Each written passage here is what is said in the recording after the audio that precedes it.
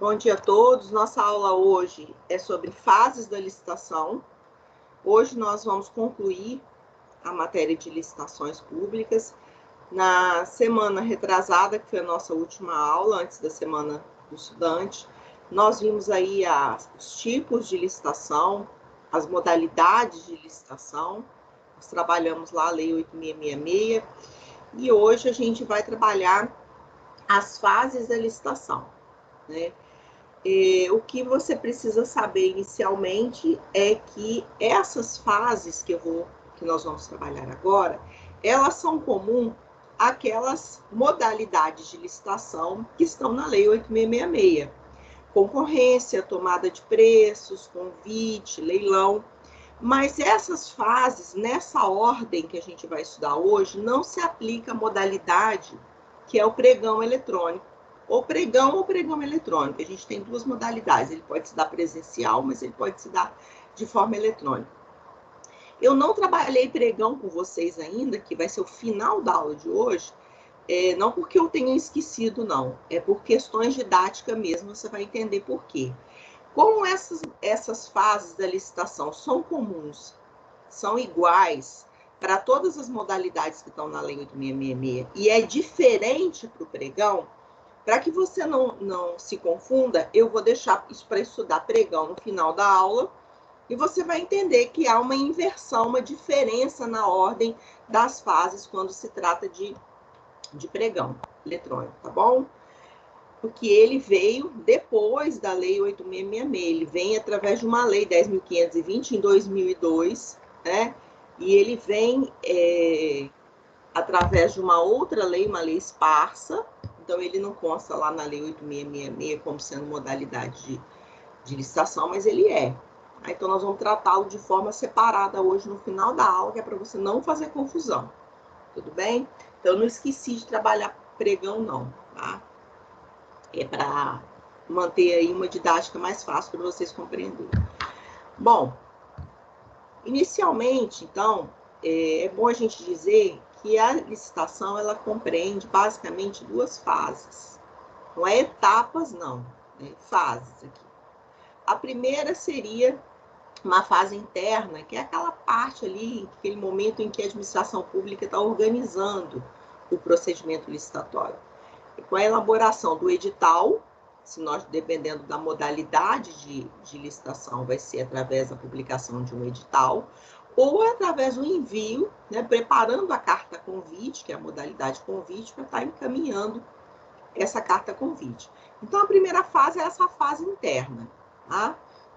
Isso está disposto lá no artigo 38 da Lei 8666, né? A Lei 8666 traz ali, se você estiver com ela aí do seu lado, você vai acompanhando, e diz: o procedimento de licitação será iniciado com a abertura do processo administrativo, devidamente autuado, protocolado e numerado, contendo autorização respectiva, indicação sucinta do seu objeto e do recurso próprio para despesa, que serão juntados. Aí ele coloca lá, edital ou convite dos respectivos anexos e as outras coisas que são necessárias para a organização de uma licitação. Então, essa parte interna é a administração já tomando as providências para iniciar o certame. A fase externa, que é a que normalmente a gente toma conhecimento, né, se inicia com a publicidade do certame, né? E é essa fase aí em que o edital vai ser publicado no Diário Oficial, que nós já estudamos isso na passada, né?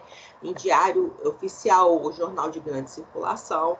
E então essa fase ela começa com a publicação e a gente vai ver todas as etapas e termina com a adjudicação do objeto, que é a entrega, né, ao vencedor do objeto da licitação. Quando a gente fala entrega ao vencedor, a gente está dizendo assim, olha, você é o vencedor da licitação, então a administração pública firmará um contrato com você. Isso que é a entrega que a gente chama, né?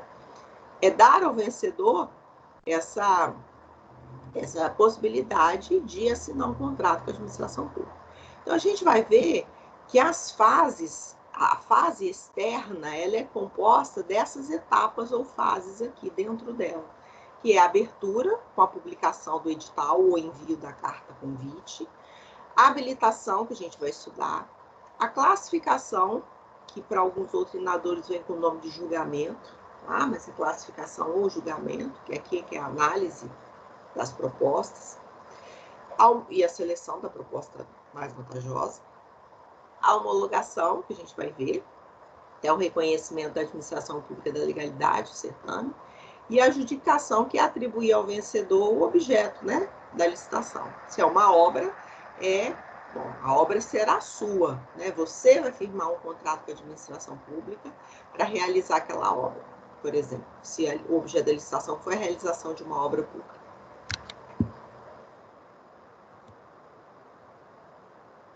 Como eu disse para vocês, vou admitir a colega aqui. Como eu disse para vocês, nem todas as etapas vão acontecer nessa forma. Por isso é que eu deixei para tratar o pregão separado, que depende da modalidade de licitação, né? O pregão, além dele ter uma inversão de etapa, ele tem uma supressão de etapa.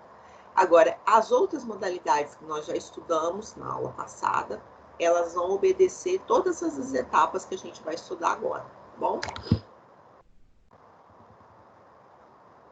A primeira etapa, tá certo? A primeira fase, melhor dizendo, para ficar claro aqui, a primeira fase é a publicação do edital. A gente tem que lembrar, isso já foi conversado nas aulas anteriores, que o edital, ele é a lei, né? Ele faz lei ali entre as partes. Ele é a lei da licitação, a gente fala, né? Porque ele é que traz as normas, né, para a realização daquela licitação. Então, é um instrumento pelo qual a administração torna pública a realização de uma licitação. É o meio utilizado para todas as modalidades de licitação, exceto o convite. Então, na concorrência, na tomada de preço, no leilão, certo? Vai ser publicado um edital. Na modalidade convite, que é aquela que a gente estudou, que a administração encaminha uma carta convite para aquelas empresas cadastradas, aí não é uma publicação de edital, é o envio da carta convite, tá bom? A gente já viu também na aula anterior, quando a gente trabalhou princípios da licitação, princípio da publicidade, né? Tá no artigo 21, então diz que tem que ser dada ampla publicidade a esse edital. Como eu disse, o edital ele é considerado a lei interna, né? A licitação, devendo nele obrigatoriamente conter. Então, o artigo 21 fala que deve ser dada publicidade ao edital. Estamos falando da Lei 8666, tá certo, gente? Você vai acompanhando a sua aula aí com a Lei 8666 do seu lado. E o artigo 40 traz o que deve constar o edital, né? O edital, ele além, né? Então, ele diz lá, o artigo 40 no caput fala, o edital conterá no preâmbulo o número da ordem série anual, né? Porque cada edital que sai, ele tem um número, né? 001/2020, 002/2020, ele tem um número, né, no preâmbulo, um número de ordem de série, e o ano ao final.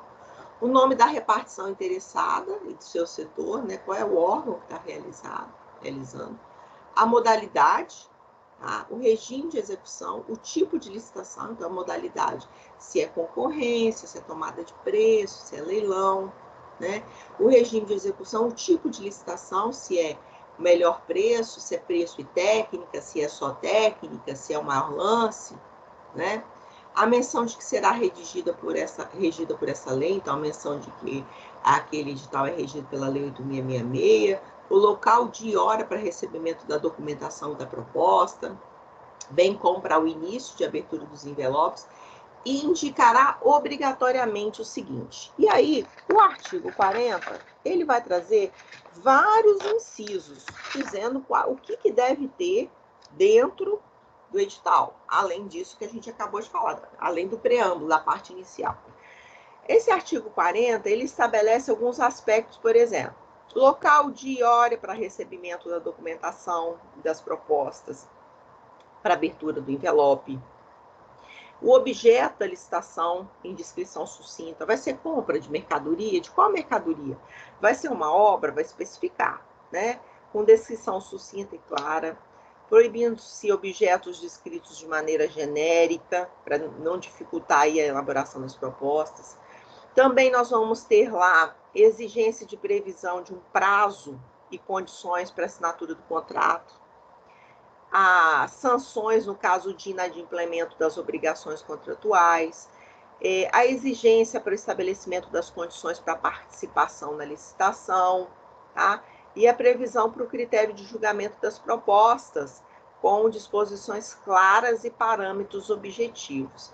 Então, essas são algumas das coisas que estão ali constantes nos incisos do artigo 40 da Lei 8.666, como sendo necessário que conste no edital. Isso é extremamente necessário que apareça lá, porque eu preciso saber, dentre outras coisas, o que é, qual é o objeto, se vai ser uma obra, eu preciso saber exatamente do que se trata. E a gente vai ver que os detalhes maiores vão vir nos anexos, tá? Mas é possível também que haja, tá, nos editais de licitação, uma coisa interessante, né, conste algo interessante, que a administração passe a exigir da contratada que um percentual mínimo de sua mão de obra seja oriundo ou egresso do sistema prisional, com a finalidade de ressocialização do reeducando, de acordo com a previsão estabelecida na Lei 13.500 de 2017, que acrescentou o parágrafo 5º ao artigo 40. O artigo 40 da Lei 8.666, ele não tinha esse parágrafo 5º, não. Esse parágrafo 5º, ele foi incluído em 2017, recente até, né? Podemos dizer. E o parágrafo 5º diz: a administração pública poderá, não está dizendo que é uma obrigação, não. Repare, a administração poderá, tá? Nos editais de licitação para a contratação de serviços, exigir da contratada que um percentual mínimo de sua mão de obra seja oriundo ou egresso do sistema prisional, com a finalidade de ressocialização do reeducando na forma estabelecida em regulamento. Repare, é possível que a administração queira colocar no edital dela que as empresas que estão participando da licitação têm um mínimo de funcionários prestando serviço que vieram que estão ou que vieram do sistema prisional. Para quê? Para visar a reeducação desses ex, né, presidiários ou presidiários, dependendo da situação. Aqueles, obviamente, que podem prestar serviço, né? Certo? Então, o artigo 40, parágrafo 5º, traz essa possibilidade. Então, não é uma obrigatoriedade. E o parágrafo 2º do artigo 40, então, a gente viu que o artigo 40 no caput vai ter as informações mais básicas, né? O inciso 1 vai trazer aí maiores detalhes, né? E o parágrafo 2º, né, do artigo 40, você vai lá na sua lei olhar, diz assim: constituem anexos do edital dele fazendo parte integrante. Olha só, o projeto básico ou executivo com todas as suas partes, desenhos, especificações e outros complementos. Ora, saiu um exemplo, saiu uma licitação para construção, né, para uma obra pública. A administração pública precisa apresentar o projeto da forma com que ela quer que aquela obra seja realizada, né? Então, o projeto básico executivo, com todos os seus desenhos, suas especificações, um orçamento estimado em planilhas de quantitativos e preços unitários, até isso a administração precisa juntar. E o mais importante, a gente já falou nas aulas anteriores, né, que é a minuta do contrato. Eu disse para vocês que quando a licitação ela é aberta, sai publicado o edital, ou é enviada a carta convite, no caso da modalidade convite, vai junto, e aí vem um anexo, que é a minuta do contrato, porque para eu participar da licitação, eu tenho que saber qual vai ser o modelo de contrato que eu vou assinar com a administração pública, porque pode ter alguma coisa ali que eu não tenho condições de cumprir, ou que não me seja interessante participar. Eu preciso já ter prévio conhecimento da minuta do contrato. Contrato que eu vou assinar se eu ganhar. Então, a minuta do contrato a ser firmado entre a administração e o licitante vencedor, e as especificações complementares e as normas de execução pertinentes à licitação. A administração pública ela tem que especificar como é que ela quer que aquele serviço ou aquela obra, né, seja seja feita, ou se for a compra de mercadorias, especificações também daquela mercadoria, certo? Bom, os prováveis interessados, evidentemente, de um prazo, né? Para que eles possam ali elaborar suas propostas, um tempo eles se prepararem. A gente já conversou sobre esses prazos na aula, na nossa última aula, quando a gente falou do prazo que tem o prazo mínimo, né, que tem que haver de publicação dos editais, para que dê tempo ali das pessoas elaborarem suas propostas, juntarem a sua documentação. Então, o artigo 21, parágrafo 2º, que a gente já trabalhou na última aula, só para vocês relembrarem, mas a gente já falou isso. Eu até mostrei um quadrinho para vocês, dizendo qual o recurso mnemônico que eu uso para gravar, né? O prazo mínimo até o recebimento das propostas ou da realização do evento, então, desde a publicação do edital, né? Tem que ter um prazo mínimo até o recebimento da proposta de 45 dias, se nós estivermos diante da modalidade concurso, né? Que aí a gente viu que normalmente é a escolha de algum trabalho intelectual, né? A concorrência, quando o contrato a ser celebrado contemplar o regime de empreitada integral, que nós já conversamos sobre, né, sobre os tipos lá de obras, ou quando a licitação for do tipo melhor técnica, ou técnica e preço. 30 dias com antecedência, se nós estivermos diante da modalidade de concorrência, que não for os casos que a gente acabou de falar. A tomada de preço também 30 dias, quando a licitação for do tipo melhor técnica ou técnica e preço. 15 dias para a tomada de preços nos casos que não estão especificados nos anteriores, ou leilão. E 5 dias úteis para convite. Eu só estou passando aqui para você relembrar, mas eu já expliquei para vocês como é que eu fiz para decorar essa tabela, que é uma tabela decorativa. O pregão, eu vou tratar ali depois, no intervalo, tá? Mas só para você saber o prazo mínimo que tem que ser, né, da publicação desse edital e da ciência para apresentação das propostas ali é de 5 dias. Então, convite e pregão, mínimo de 5 dias. Em relação à modificação no edital, a gente também já conversou na aula anterior, né? Eu disse para vocês que qualquer modificação no edital exige uma divulgação pela mesma forma que se deu o texto original, reabrindo-se inclusive o prazo. Mas eu disse para vocês que só é necessário isso quando não há uma alteração que vai afetar a formulação das propostas. Se foi uma retificação simples, boba, que não vai alterar nada as propostas, não é necessário, tá? Ser republicado da mesma forma que se deu o texto original, só se houver alguma alteração nas propostas. Outra coisa importante é você saber que qualquer cidadão é parte legítima para impugnar uma licitação, impugnar um edital, certo? Mas não é só qualquer cidadão, não, certo? É qualquer cidadão e também os licitantes, tá? E o Ministério Público, obviamente. Giovana, mas não é óbvio que qualquer licitante poderia impugnar, já que qualquer pessoa pode? É óbvio, sim. Só que antes não existia a possibilidade de o licitante ter um prazo menor. Não é um prazo menor, na verdade ele vai ter um prazo maior, porque ele pode impugnar até 2 dias antes, tá? Antes, o prazo era para que qualquer cidadão pudesse impugnar um edital até 5 dias antes da data fixada para abertura das propostas.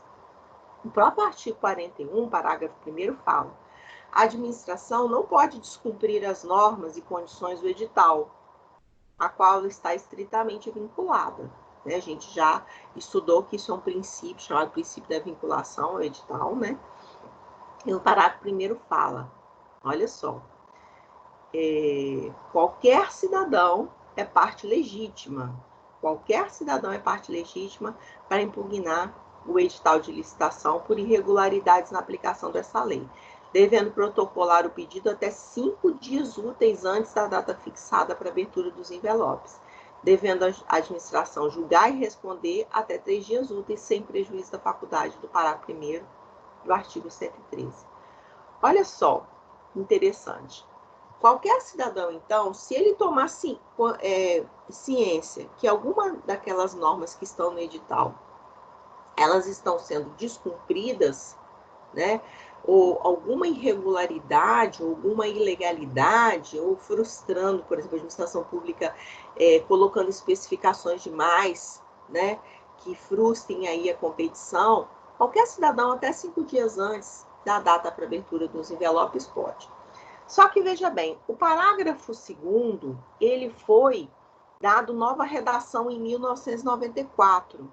Tá? O parágrafo 2º diz: decairá do direito de impugnar os termos do edital de licitação perante a administração o licitante que não fizer, até o 2º dia útil que anteceder a abertura dos envelopes de habilitação em concorrência, abertura dos envelopes em proposta, e ele vai falando das modalidades.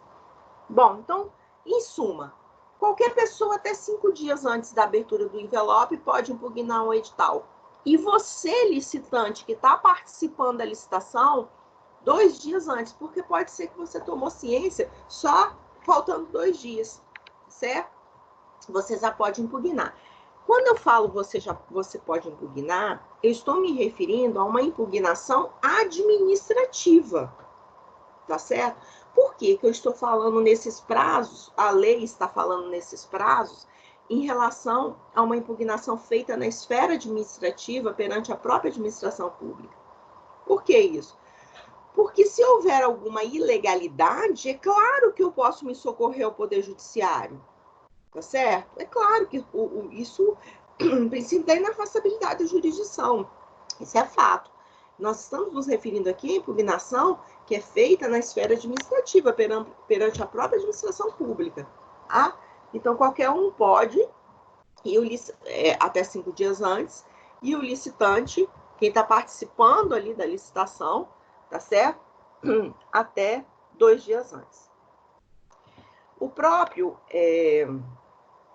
artigo 113, parágrafo 1º da Lei 8.666, diz o seguinte: qualquer licitante, contratado ou pessoa física ou jurídica poderá representar ao Tribunal de Contas ou aos órgãos integrantes do sistema de controle interno contra irregularidades na aplicação desta lei, para fins dos dispostos neste artigo. Inclusive, o artigo 101 também diz: qualquer pessoa poderá provocar para efeitos desta lei a iniciativa do Ministério Público, fornecendo-lhe por escrito informações sobre o fato e sua autoria, bem como as circunstâncias em que se deu a ocorrência. Então, preste atenção. Anote aí. O artigo 41 fala da possibilidade de qualquer interessado e até mesmo o licitante impugnar na esfera administrativa.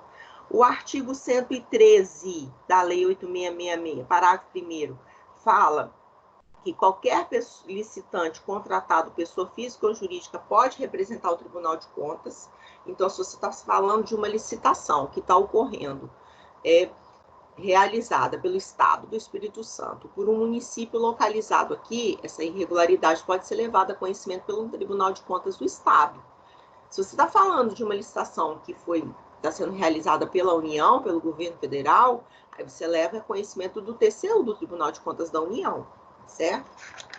E aí, o artigo 101 fala que qualquer pessoa pode provocar o Ministério Público, tá? Então, são esses artigos aqui que tratam disso.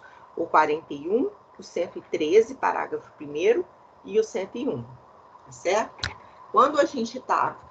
Eu já disse para vocês que aula de licitação é aula de decoreba, a gente já conversou sobre isso, né? É batidão de texto de lei. Só que eu não tenho condições de ler todos os artigos por artigos com você. Então, a gente debate aqueles que são mais importantes, né? Você anota esses artigos para você ler depois com calma, reler em casa, tá bom? Em casa, obviamente, você está em casa, né? Em casa do seu trabalho. O costume, né, da aula presencial e não sai da gente, né? Bom, tudo bem até aqui? Porque eu vou passar aqui já falamos, né? 41, parágrafo 2º. Vamos adiante. Olha só, em relação ainda, antes da gente entrar na segunda fase, né, que a primeira fase, então, primeira fase externa, né, é a publicação do edital, é essa que a gente está trabalhando. Antes da gente entrar na segunda fase, vamos fazer uma observação em relação ao edital. Tá? O edital de uma licitação, ele é sempre submetido à aprovação da assessoria jurídica daquele órgão. Então, por exemplo, quando o município ele quer contratar, que esse edital vai sair, vai ser publicado, necessariamente esse edital tem que passar pela assessoria jurídica. Normalmente são quem? Os procuradores, né? Se for no município, municipais, se for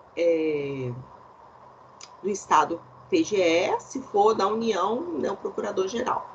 Então, veja bem, sempre a assessoria jurídica, tá? É daquele órgão, né? Não necessariamente nesses termos, pode ser que esteja um órgão, um assessor jurídico que tenha competência para analisar, não tem que ser necessariamente o procurador, né? Pode ser o corpo jurídico daquele órgão, né? O próprio artigo 38, parágrafo único, diz: as minutas de editais de licitação, bem como os contratos, acordos, convênios ou ajustes, devem ser previamente examinadas e aprovadas por assessoria jurídica. Repare, não é obrigatoriedade que o chefe do executivo seja formado em direito, né, gente?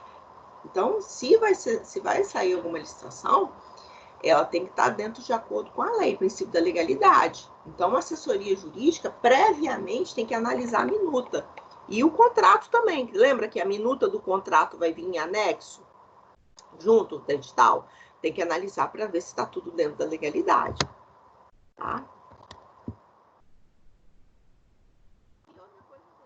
A licitação, ela tem uma comissão de licitação. As etapas de habilitação dos licitantes, que a gente vai ver aqui agora, que a segunda fase é a habilitação, né? E o julgamento das propostas, que é a terceira fase que a gente vai estudar, são efetivados por uma comissão, que é denominada comissão de licitação ou comissão julgadora. Você vai ver, normalmente, essa comissão é formada por servidores efetivos. Nada impede, e a gente vai ver daqui a pouco, que exista uma parte da comissão que é de servidor efetivo e que haja, por exemplo, um que seja comissionado. A gente vai ver que é essa possibilidade. Mas a regra é que o órgão já tenha um setor que cuide da licitação. Quando eu trabalhei na Corregedoria de Justiça aqui do Estado, tinha um setor dentro da Corregedoria de Justiça, um órgão, e dentro do órgão, né, tem um setor. Tinha um setor que era composto de servidores efetivos, né, e que faziam essas licitações. Então, já existia uma comissão fixa, já permanente, de servidores efetivos que elaboravam tudo direitinho, né, o edital, ou se fosse carta convite, elaboraria a carta, tá certo? Então, normalmente é formado por servidores efetivos já daquele órgão.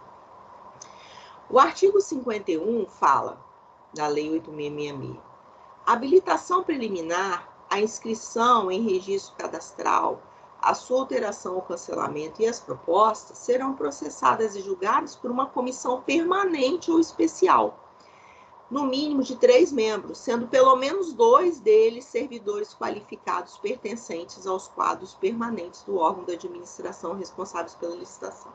Então, veja bem, às vezes o órgão já tem um setor permanente. É um órgão grande que, por exemplo, o Tribunal de Justiça já tem um órgão, né, um setor que já vai fazendo a licitação. Então, já tem, porque eles compram muito, né, e adquirem muito produto e tal, então tem sempre licitação ocorrendo lá. E aí tem, é formado por 3 servidores. Mas pode ser que dependendo do órgão, ele é tão pequenininho que não tem como deixar, e são poucas as licitações que acontecem, não tem como deixar um servidor só para isso, né? Então, não é uma comissão permanente, mas é uma comissão que é formada por servidores efetivos quando é necessária a realização daquela licitação. Pelo menos 2 têm que ser efetivos, tá bom, gente? O terceiro pode ser um cargo comissionado, não tem problema.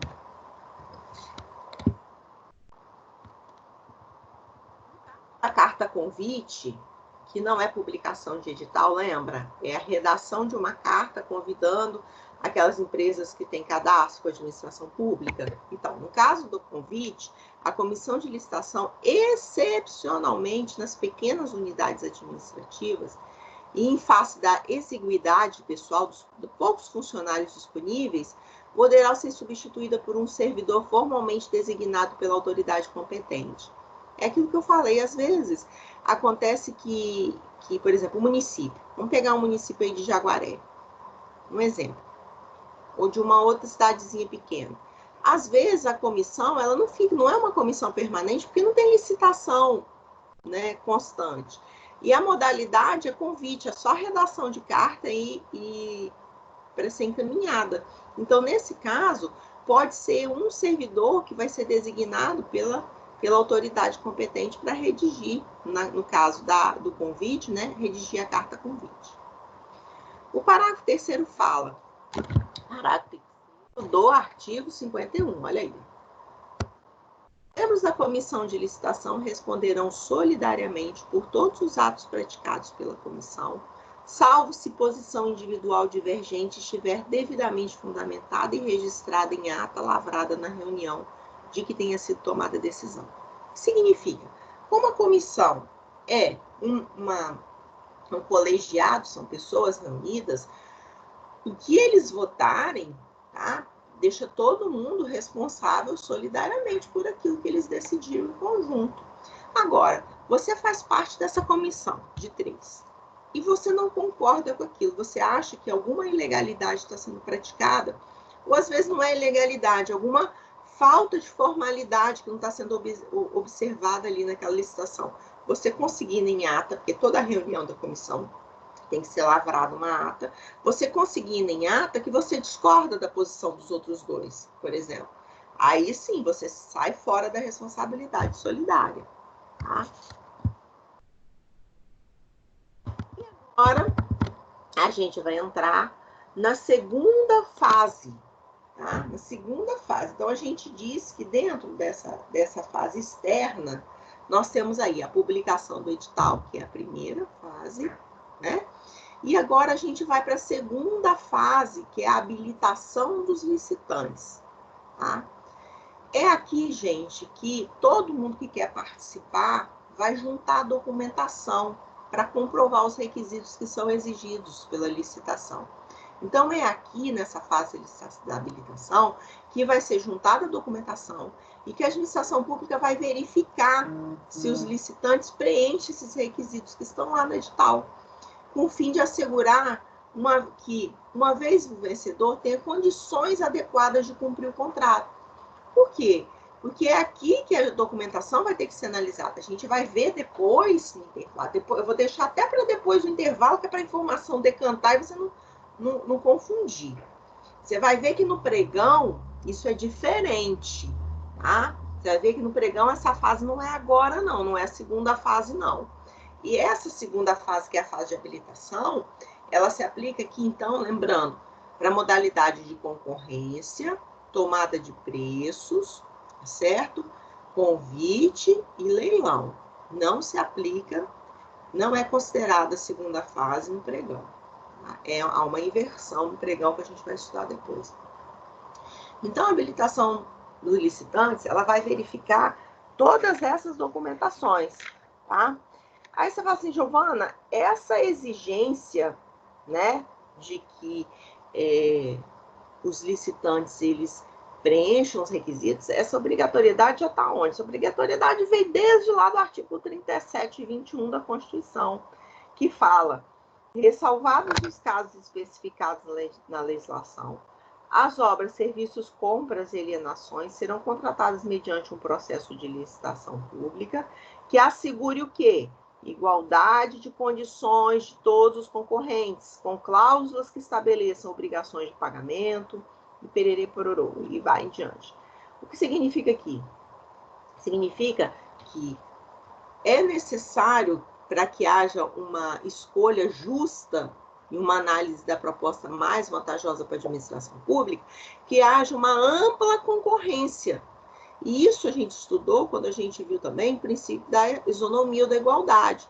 Então, a habilitação dos licitantes é que todo mundo que preenche as características, os requisitos, melhor dizendo, daquela licitação, vão estar ali apresentando a documentação para concorrer de forma igualitária, tá? E aí, a gente vai analisar que tipo de habilitação é essa, Giovana? Ó, a primeira dela é a habilitação jurídica, que a gente chama. O que é habilitação jurídica? A habilitação jurídica é o que está escrito lá no artigo 28 da Lei 8666. Vai lá para o artigo 28 da Lei 8666. Seguinte, ó.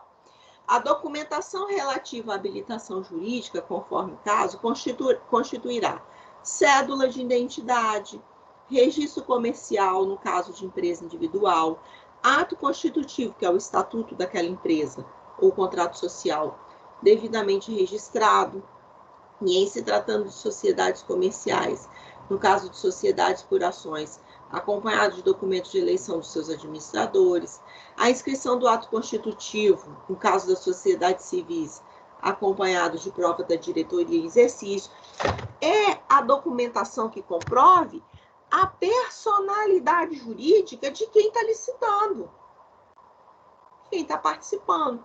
Os documentos daquela empresa, contrato social, estatuto, o documento pessoal, né? Se o cara é empresário individual, o RG dele, a cédula de identidade. Então, é a documentação que comprove que a pessoa existe, é a personalidade jurídica dela. O estatuto social, se for uma sociedade por ações, um contrato, se for uma limitada, né? É o documento que comprova que aquela empresa tem personalidade jurídica, ela está regular, né? Tá bom? Outra coisa seria a habilitação técnica.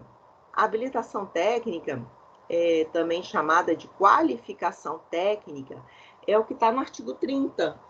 Tá? Aquela empresa que está participando dizendo, olha, eu tenho condições técnicas de tocar essa obra ou de prestar esse serviço. Então, a documentação relativa à qualificação técnica está no artigo 30, é o registro ou inscrição de entidade profissional. Olha, se é obra, tem que ter o registro no Conselho de Engenharia, né? A comprovação para aptidão do desenvolvimento daquela atividade, a comprovação fornecida pelo órgão licitante de que recebeu aqueles documentos, a prova do atendimento dos requisitos previstos em lei, para dizer que, olha, eu atendo às qualificações técnicas para prestar esse serviço ou fazer essa obra. Tá? A qualificação econômica financeira, tá? Que é o que está no artigo 31, tá certo? Que fala lá, olha, a minha empresa, ela tem condições, se ela ganhar a obra, de bancar, ganhar a licitação, desculpa, de bancar essa obra, de bancar esse serviço.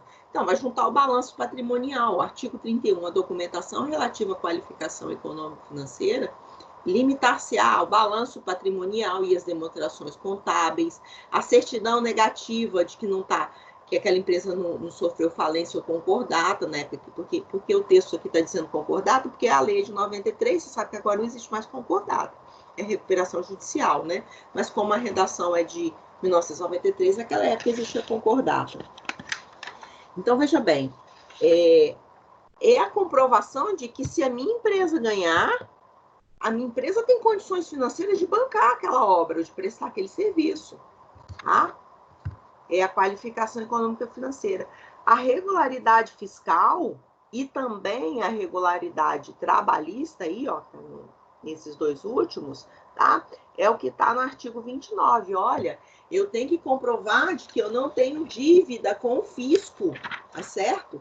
Que a minha empresa não tem dívida trabalhista e não tem dívida fiscal. Então, diz o artigo 29, a documentação relativa à regularidade fiscal e trabalhista, conforme o caso, constituirá em prova de inscrição de CPF ou cadastro de contribuintes, prova de inscrição de que há uma regularidade com a Fazenda Federal, Estadual, Municipal. Isso a gente faz através de uma certidão negativa. Hoje em dia é tudo online.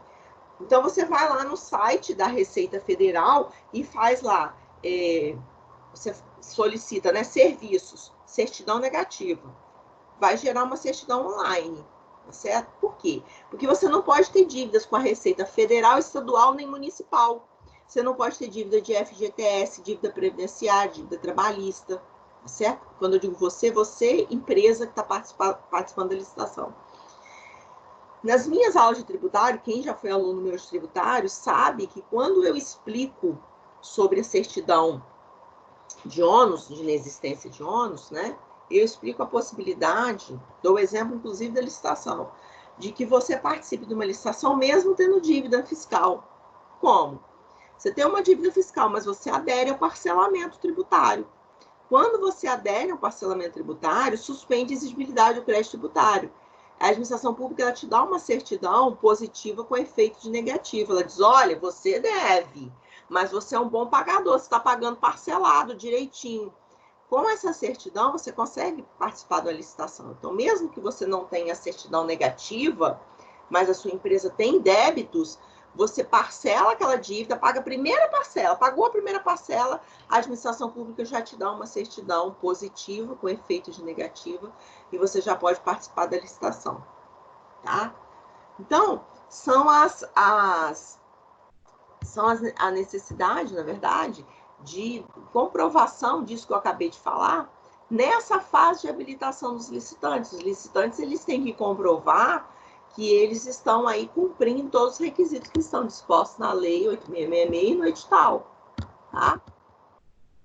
A própria Lei 8666, ela proíbe exigência desnecessária e exigência que pode ser dispensada no caso de carta convite, né, concurso ou fornecimento de bens para pronta entrega e leilão.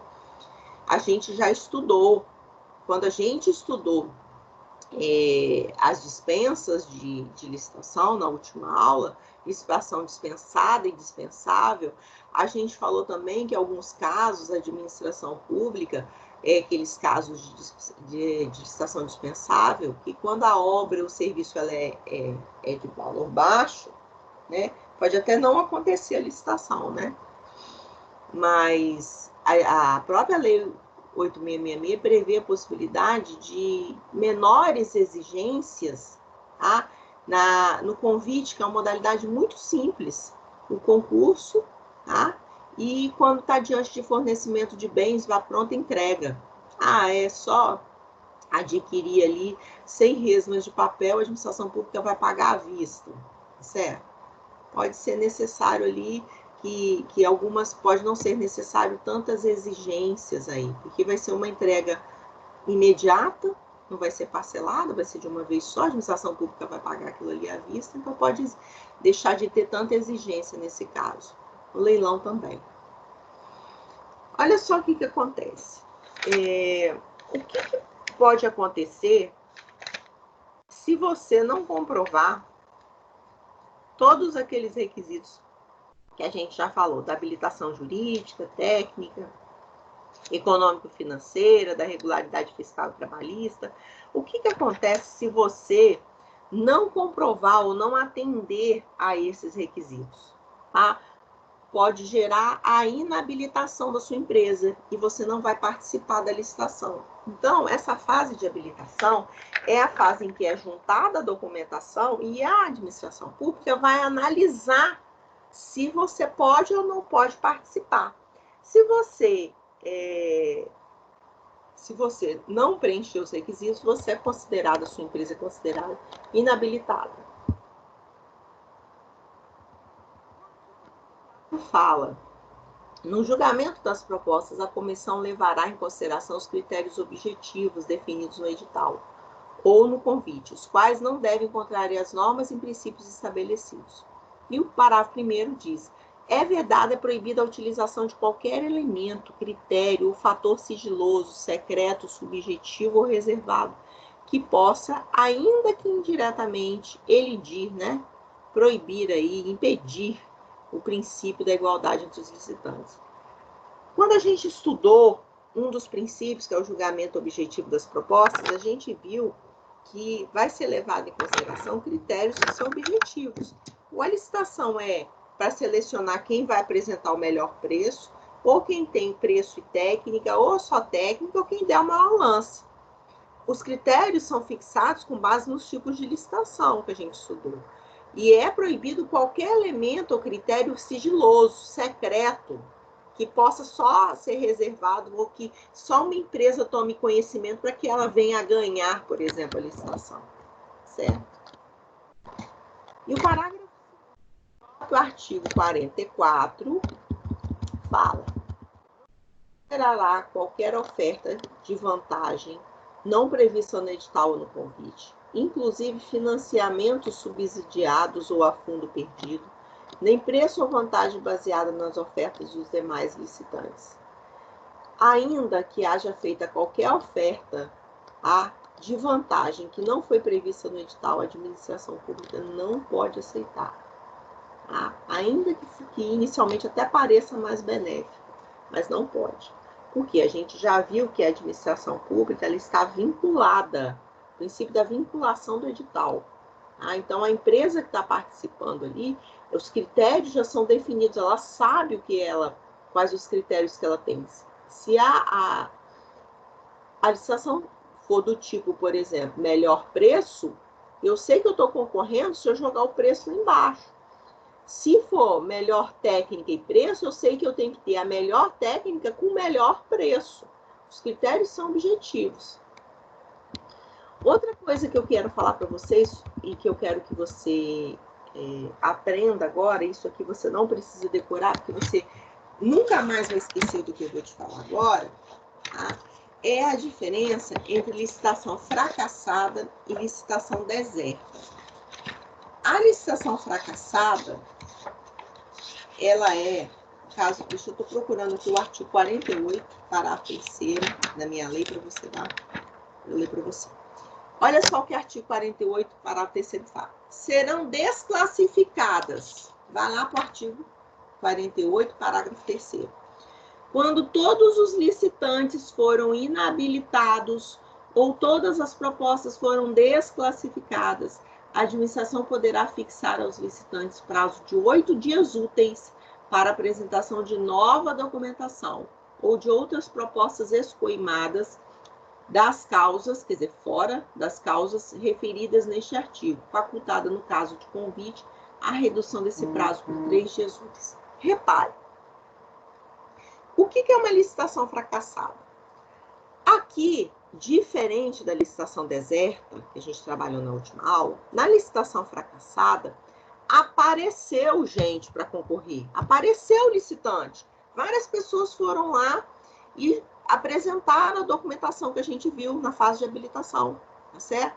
Só que todos aqueles que apresentaram, eles foram considerados inabilitados, eles foram desclassificados, ou porque a documentação tinha algum problema, tá? Ou porque as propostas foram realmente desclassificadas, não serviam para a administração pública. Aí o que a administração pública tem a possibilidade de fazer?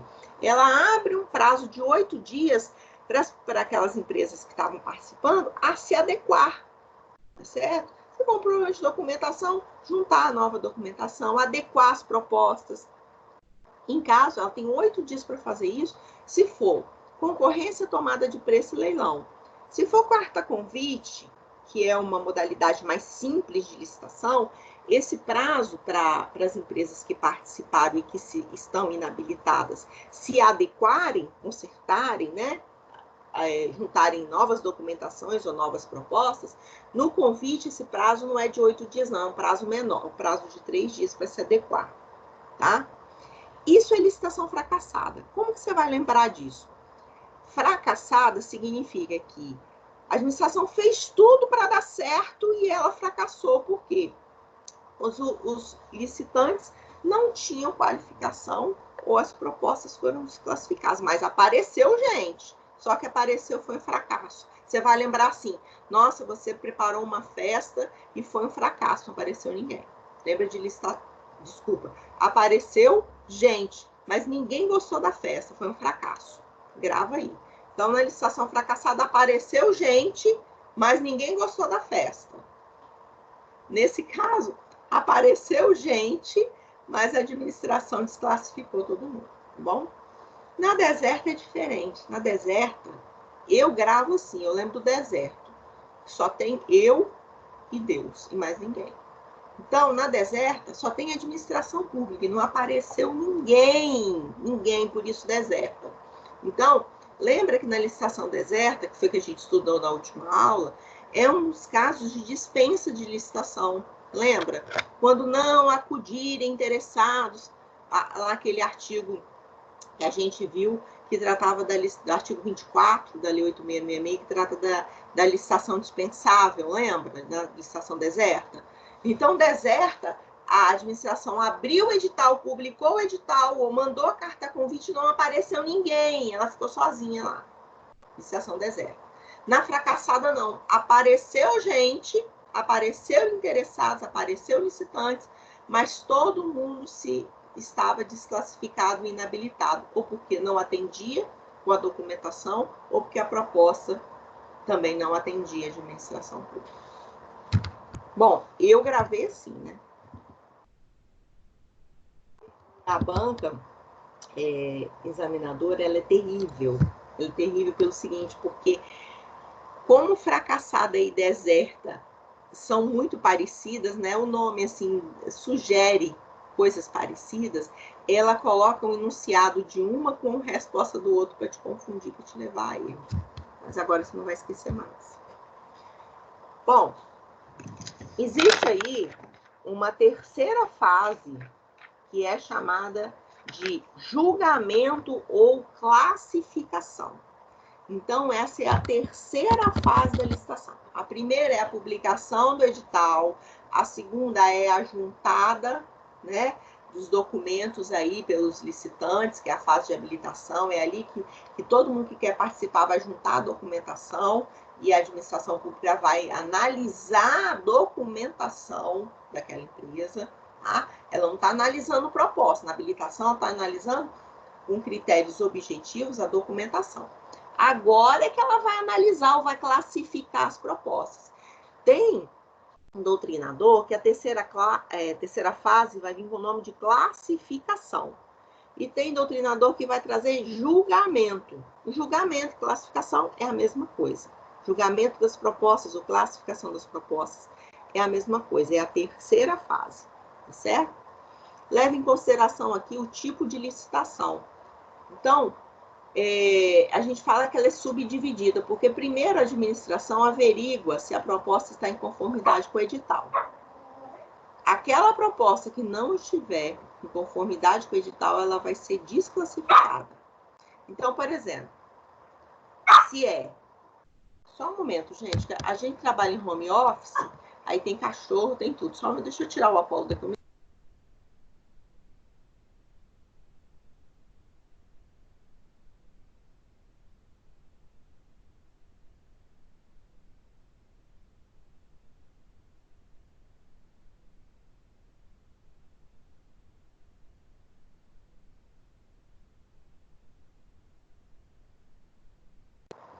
Eu tenho uma campainha e um cão de guarda, tudo em 2 em 1, que é o Apolo. Ele avisa que alguém chegou na porta, quando a pessoa ainda está no elevador, ele já, lá embaixo na garagem, ele já sabe. Aí eu moro no 6º andar. E late, que já é o cão de guarda, né? Bom, continuemos aqui. No julgamento das propostas, então, a administração pública, primeiro ela olha, a proposta está de acordo com o edital? Primeira coisa, tá. Depois ela olha, dessas propostas que estão de acordo com o edital, ele vai classificar a segunda ordem no lugar, no critério de julgamento. Então, por exemplo, se as propostas que forem apresentadas, se o tipo de licitação for melhor preço, tá? A administração está querendo adquirir determinada mercadoria. Eu coloco o preço de R$100 na mercadoria. Você coloca 102. A outra colega coloca 103. Existe uma ordem. Se o tipo da licitação é melhor preço, eu que dei o preço de 100 estou em primeiro lugar. Quem deu o segundo menor preço está em segundo lugar. Quem deu o terceiro menor preço está em terceiro lugar. Então, primeiro se averigua a proposta em conformidade com o edital e depois classifica as pessoas segundo a ordem, tá? No critério de julgamento. Se nesse exemplo que eu dei, se é menor preço, os preços mais baixos estão em primeiros lugares. O pregão, essa parte do pregão eu vou pular, vou falar mais um pouquinho, vou deixar essa tela aqui para depois do intervalo e vou continuar aqui paradinha nessa tela te falando sobre a classificação. Repare, na classificação, então, todo mundo está concorrendo em igualdade de condições, não é isso? Então, o artigo 45, tá, da Lei 8.666, fala: o julgamento das propostas será objetivo. A gente já sabe os critérios, né? Os critérios são os tipos, né? Preço, melhor preço, técnica e preço, ou melhor técnica, ou melhor lance, se for no caso do leilão. Então, diz: o julgamento das propostas será objetivo, devendo a comissão de licitação ou responsável pelo convite realizá-lo em conformidade com os tipos de licitação, os critérios previamente estabelecidos no ato convocatório e de acordo com fatores exclusivamente nelas referidos, de maneira a possibilitar sua aferição pelos licitantes e pelos órgãos de controle. E aí vem falando, né, quais são os critérios: menor preço, melhor técnica, certo? Então, é isso, essa fase aqui é a fase que a gente fala, é a fase da classificação. Encerrada essa fase de classificação, né, com a ordenação das propostas, em tese, você pode pensar: a Giovana, já está encerrada então, já acabou, já está encerrada a licitação, já classificou. Não, existem ainda, tá, duas outras fases. O artigo 43, inciso 6, 43, inciso 6, você vai lá para o 43, inciso 6, ele traz mais duas outras fases. A licitação será processada e julgada com observância dos seguintes procedimentos. 6. Deliberação da autoridade competente quanto à homologação e adjudicação. Então, a gente entra agora na quarta fase. Qual é a quarta fase? A quarta fase é a homologação. Que fase é essa, Giovana? A homologação é aqui que a administração pública vai confirmar ou não a legalidade dos atos que foram realizados nas etapas anteriores. É aqui que a administração pública pode anular a licitação ou revogar a licitação. Como assim? Olha, a homologação, o administrador público, você sabe aquilo, vamos fazer só uma analogia, sabe aquilo que tem lá no processo civil que fala despacho saneador? Quando o juiz saneia o processo, ele diz assim: ó, tá tudo ok com o processo. É mais ou menos isso, é só uma analogia, é mais ou menos isso que a administração faz na homologação. Ela confere se todas as etapas foram cumpridas direitinho, se todos aqueles que foram considerados classificados cumpriram todos os critérios, tanto de documentação, quanto se as propostas estão de acordo. É aqui que ela passa o pente fino, tá certo? Se ela verifica alguma irregularidade, tá? Ela pode revogar, ela pode anular aquele certame, tá certo? Então, se ela verifica alguma ilegalidade, a administração pública pode anular a licitação. Mas não é só isso, não. Você lembra nas aulas anteriores que a gente conversou que a administração pública, foi na última aula, ela pode não querer assinar o contrato? Você lembra que você que ganhou a licitação, você tem uma expectativa de direito, mas você não tem direito adquirido? Então, veja bem, na homologação, a administração pode, por motivos de conveniência e oportunidade, revogar a licitação. Como assim? Vamos pegar um exemplo. Ora, vamos supor que a administração pública tenha aberto uma licitação antes da pandemia acontecer, antes da Covid vir para o Brasil, se espalhar no Brasil. Você participou da licitação, sua empresa ganhou, certo? Era para construir uma praça em Linhares. O objeto da licitação era obra de construção de uma praça no centro de Linhares. Sua empresa ganhou. Quando chegou nessa fase de homologação, a administração pública vê que com essa pandemia, as prioridades mudaram. Não se pode gastar dinheiro com construindo praça, você vai ter que gastar com saúde pública, com hospital, com tratamento e tudo mais. Então, o que a administração pública pode fazer? Ela pode revogar a licitação. Falou, não vai ter assinatura de contrato, coisa nenhuma. Por quê? Não é conveniente ou oportuno gastar dinheiro construindo praça no meio de uma pandemia. Então, a administração pública pode revogar a licitação? Pode, por conveniência e oportunidade. É nesse momento que ela faz, na fase de homologação. Mas olha só, o problema não foi esse, o problema foi outro. O problema foi que o administrador, no final, a comissão verificou, ao final, que teve alguma irregularidade. Por exemplo, um dos licitantes juntou documentação falsa, tá? Ou teve um erro que foi em conluio. Por exemplo, um membro da comissão em conluio, enconchado ali com um dos licitantes, forjou uma fase, né, ou uma documentação. Houve uma ilegalidade, a administração pública pode anular. Lembra, a administração pública pode anular seus próprios atos quando eivados de ilegalidade e pode revogá-los quando não for conveniente ou oportuno. Isso vai acontecer em que fase, Giovana? A fase da homologação. É essa quarta fase. É nesse momento. Tá certo? Tá, mas olha só. Dessas decisões praticadas pela administração pública que promovem a anulação ou a revogação da licitação, a lei prevê, a Lei 8.666, no artigo 109, inciso 1, a linha C de casa, prevê a possibilidade de um recurso administrativo. Você pode se insurgir contra aquela decisão que anulou ou revogou. Diz assim o 109. Dos atos da administração decorrentes da aplicação desta lei, cabem, inciso 1, recurso no prazo de 5 dias úteis a contar da intimação do ato ou da lavratura da ata, nos casos de anulação ou revogação da licitação. Então, 5 dias da intimação do ato ou da lavratura da ata, que revogou, anulou a licitação, cabe recurso administrativo no prazo de 5 dias úteis. Essa é a fase da homologação. Então, tá. Verificou na homologação, né? Tá tudo certo, não tem ilegalidade, não é caso de revogar, tá tudo ok. Passa-se para quinta e última fase que nós vamos estudar depois do intervalo, que é a fase da adjudicação, certo?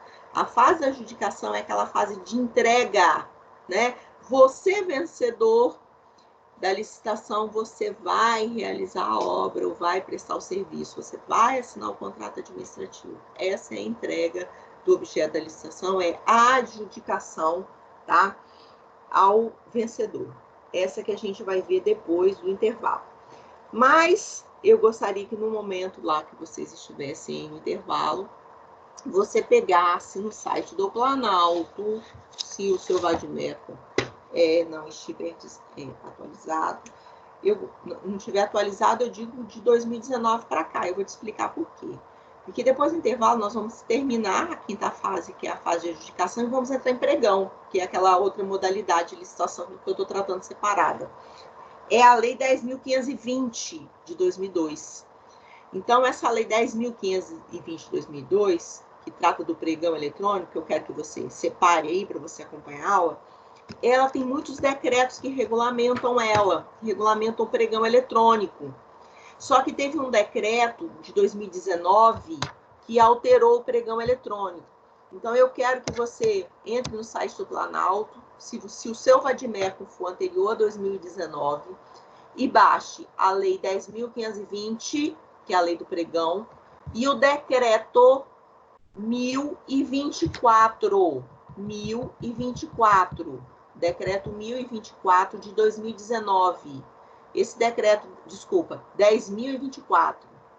Esse decreto 10.024 de 19, ele regulamenta a licitação do pregão na forma eletrônica, tá? Então, você vai pegar a Lei 10.520, que é a lei do pregão, qualquer tipo de pregão presencial, né? E o eletrônico, ele vai estar disposto no último decreto, que é o de 2019, decreto 10.024. Então, no intervalo, você separa esses dois aí, que quando eu terminar a fase de adjudicação, eu já entro em pregão. Combinado? Alguma dúvida até aqui? Posso? Giovana, Oi? não deveria ter, mas não sei se tem ou deve acontecer, né? Adoro, não deveria ter. A administração pública revogar uma licitação para beneficiar outra empresa. De forma nenhuma. Aí ela vai ser. Aí a licitação ela já está eivada de legalidade. Você pode suscitar isso no Poder Judiciário. Lembra que o Poder Judiciário, diante de uma ilegalidade, ele pode intervir? Ele não pode intervir no mérito administrativo, mas na ilegalidade ele pode. Então, se ela revoga uma licitação, vai ser ruim para todo mundo, porque se ela revogou a licitação, ninguém que participou vai poder contratar com ela. Se ela revogou, ninguém, né? Se ela revogou, depois ela vai querer abrir outra licitação? Ela vai ter que justificar os motivos. Quando ela revoga, ela tem que justificar a conveniência e a oportunidade dela estar revogando. Porque senão seria muito simples. Ela revogaria, porque o vencedor não era a empresa que ela queria que ganhasse, revoga e abre outra, para que outro possa concorrer. Não pode. Para revogar, ela vai ter que justificar, motivar a conveniência e a oportunidade, que a gente chama de mérito administrativo. Tudo bem? Tá bom, então. Vamos para o intervalo, 15 minutinhos, e a gente volta, termina a quinta fase, que é a adjudicação, e entra em pregão, que é uma outra modalidade, e que tem as fases totalmente invertidas, diferentes da que a gente viu agora. Tá bom? Bom que vocês decantam a informação. Vou parar a gravação aqui e nós vamos para o intervalo. 15 minutos a gente volta.